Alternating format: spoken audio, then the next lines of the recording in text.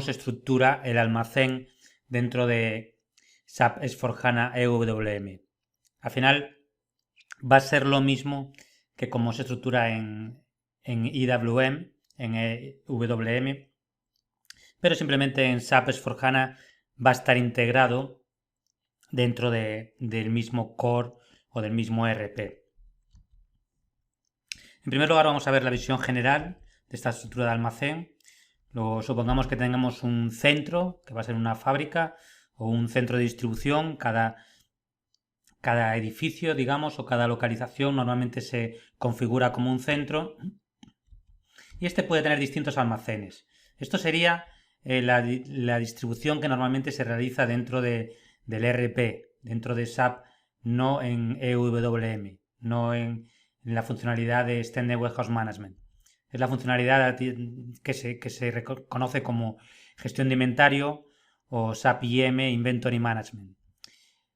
Esta funcionalidad se utiliza cuando no necesitamos definir localizaciones, ubicaciones concretas dentro de los almacenes. Por tanto, aquí si tenemos almacén 1, 2 y 3, simplemente veríamos el total de las cantidades de cada uno de los materiales que tenemos en estos almacenes, pero no podríamos manejar o gestionar exactamente dónde se ubican, dónde se encuentran cada una de ellas. Hay algunas empresas con pocas referencias o que las referencias y los materiales se almacenan siempre en el mismo sitio. Esto puede ser suficiente. Es posible que no necesitemos la complejidad de gestionar ubicaciones. Pero en aquellos casos en los que necesitamos esta gestión de ubicaciones o necesitamos gestionar almacenes caóticos donde no siempre almacenamos en el mismo sitio los mismos materiales, vamos a necesitar una ayuda, una ayuda de un sistema. En este caso, el sistema que propone SAP es WM, que es el ERP, la funcionalidad que se mantenía en el ERP hasta ahora, y EWM, que en los últimos años ha sido la solución que ha propuesto SAP y que va a ser la que va a desarrollar más en el futuro.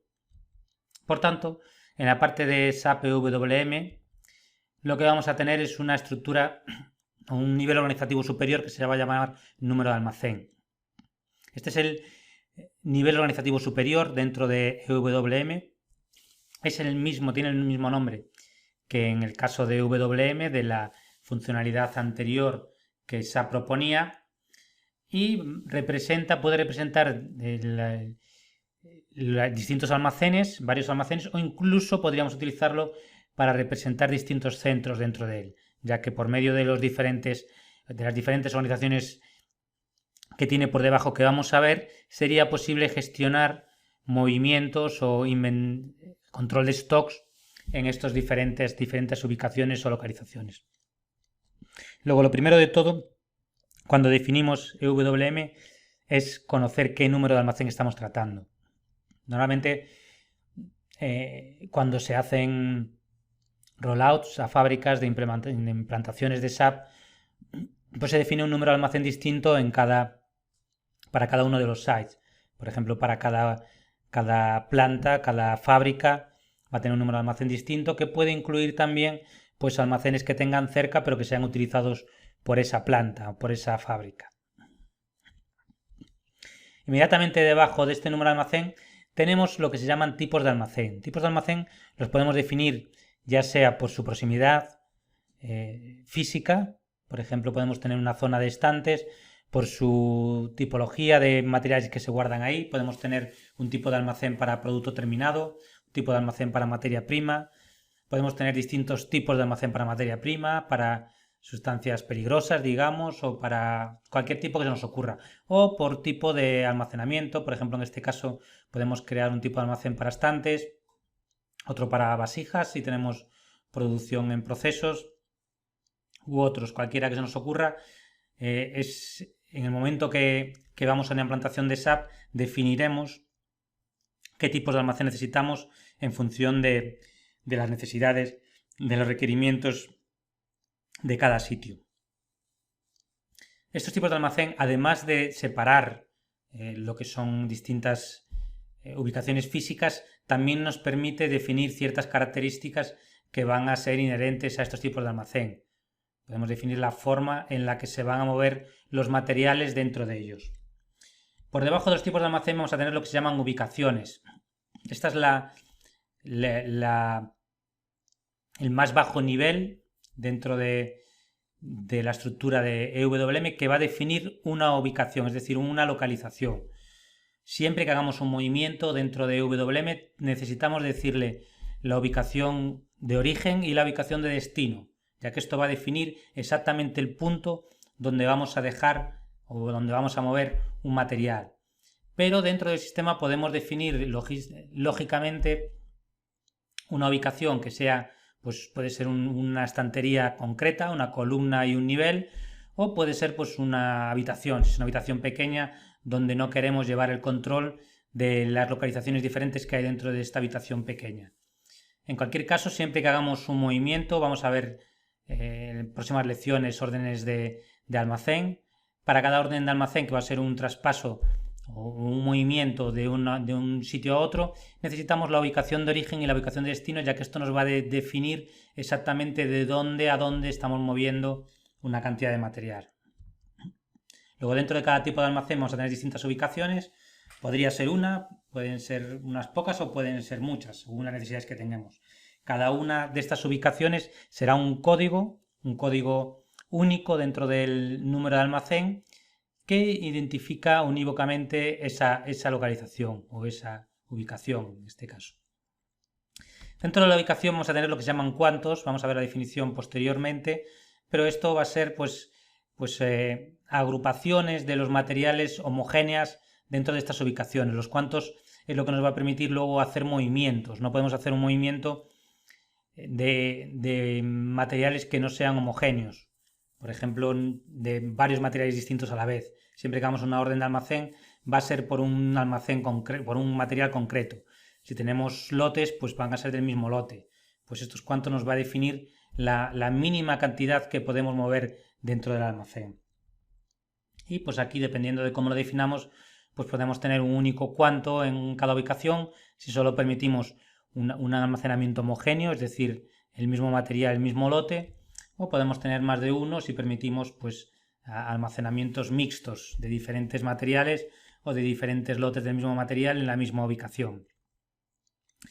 Aparte de esto tenemos distintas agrupaciones, estas son las principales, pero podemos tener agrupaciones como las secciones y podemos tener las áreas de actividad, que nos permiten agrupar las ubicaciones según la actividad que vamos a realizar en cada una de ellas.